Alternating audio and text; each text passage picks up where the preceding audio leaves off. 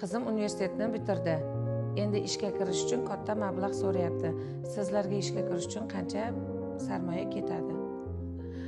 Inkruzisga ishga kirish uchun hech qanday sarmoya kerak emas. U faqat sayohatingizni bosh to'lovi va 6 oylikka franshiza hisobi.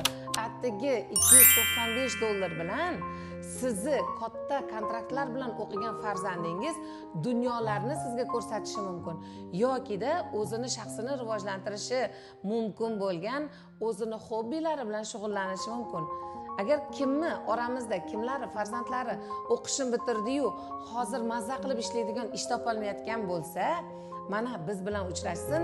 Bizda ham bilim beriladi, ham ishlash prinsipi o'rgatiladi, ham sayohat qilish metodlari o'rgatiladi.